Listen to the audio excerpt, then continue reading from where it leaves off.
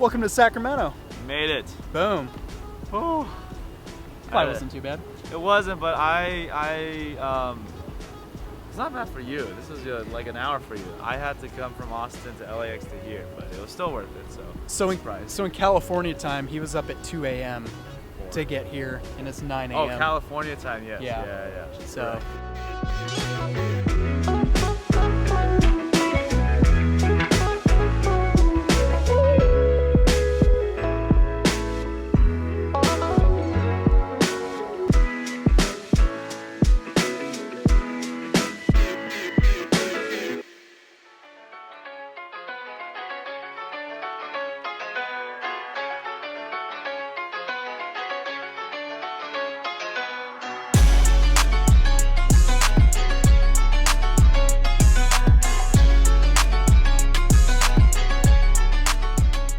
What's up, guys? So back from Sacramento, obviously. That was an awesome gig. More of that to follow in the next video. But everything you saw previously was filmed on the Fujifilm XH2S with the Tamron 17-70. So the whole purpose of this video is to talk about why I sold all of my Canon gear and switched systems completely to Fujifilm. So I figured this could be a long, drawn-out video, so I'm actually going to break it down Q&A style from questions I got from other creatives in the industry. So without further ado, let's break it down. Do you have sensor size envy? So if you guys don't know, Fujifilm is APS-C style sensors, whereas Canon is full frame. The theory is that you lose depth of field on APS-C sensors and quality.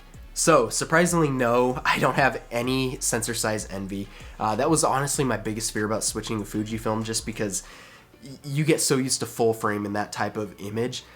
Something about the Fuji colors and the detail that you get off of the sensor is just unreal. Now, I do think Fujifilm APS-C sensors are different than Canon, Nikon, Sony APS-C sensors. I've never seen this type of detail off of an APS-C sensor. And when it comes to depth of field, I really don't notice too much of a difference either. So, do I have sensor size envy? No. It's not the size of the dog in the fight, it's the size of the fight in the dog. What are some things you miss about Canon? RF glass, no doubt. Those lenses were insane. So I had the EOS R6 with a 70-200 2.8 and the RF 15-35 2.8. By far, those lenses were just the sharpest, most contrasty lenses I've ever used, ever. Without a doubt, RF glass. Now that leaves me to the follow-up question, are you feeling the pain of letting go of RF lenses, or have you found the sensor is making up for the sharpness that the RF lenses offered? That's a really good question. I miss the RF glass because it was just insane. It's incredible. It's, in my opinion, best glass on the market.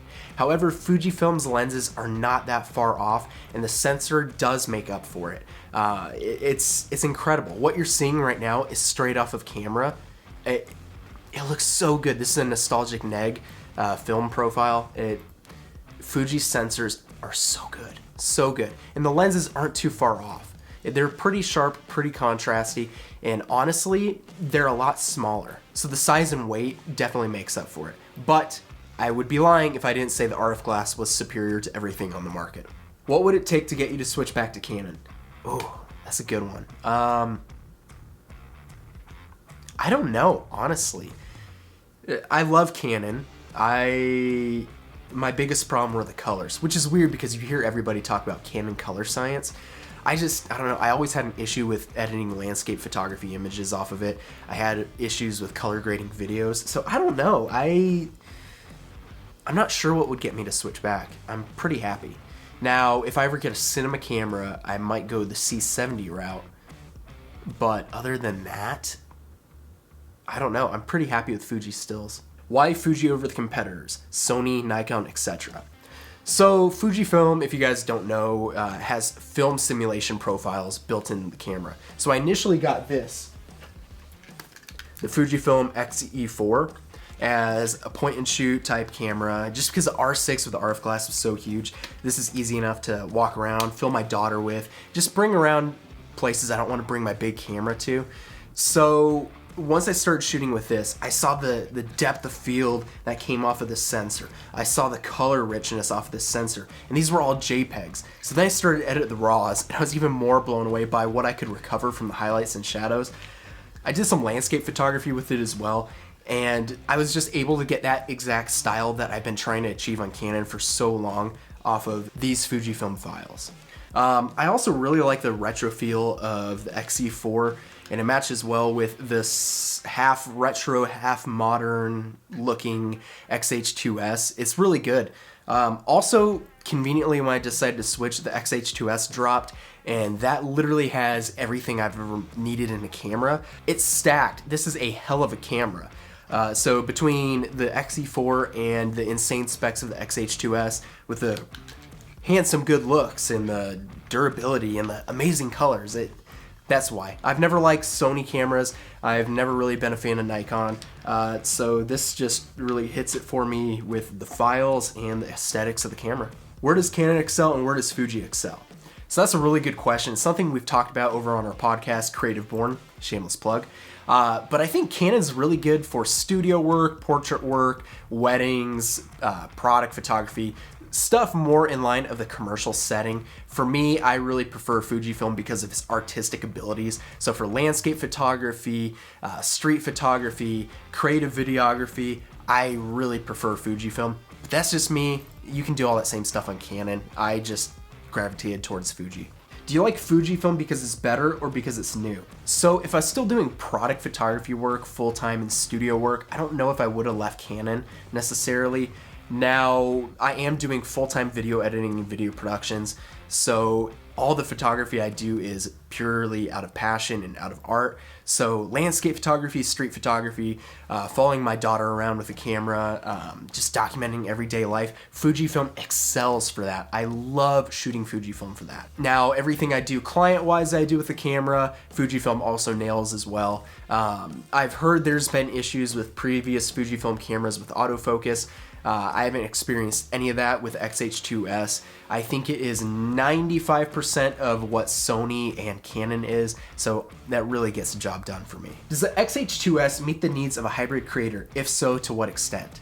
So I touched upon this in a previous question. This camera is so nuts. It has the specs of like a cinema camera mixed with a Canon R3. It shoots 40 frames per second photos. So if you're doing sports and wildlife, this kills it.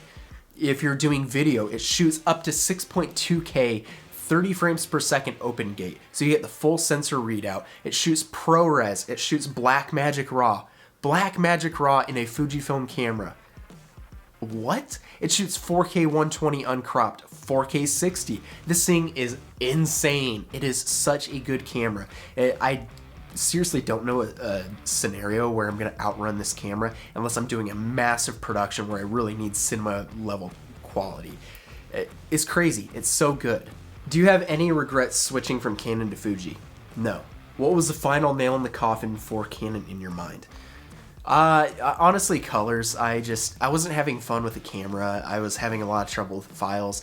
That's a me issue. I'm not saying that's everybody. It just wasn't fitting my mold. So switching to Fujifilm solved pretty much all my issues. So there you have it. There is my breakdown of why I left Canon for Fujifilm. Hope that answers some of your guys' questions and maybe some of you guys that are teetering on the line of one or the other. I'm gonna have a full review of the Fujifilm XH2S coming out soon. So stay tuned for that. Subscribe, like, do all that YouTube stuff, and I'll see you later. Peace.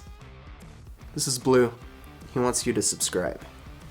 He wants you to like, smash that like button like this, and hit the subscribe like that. Do it for him.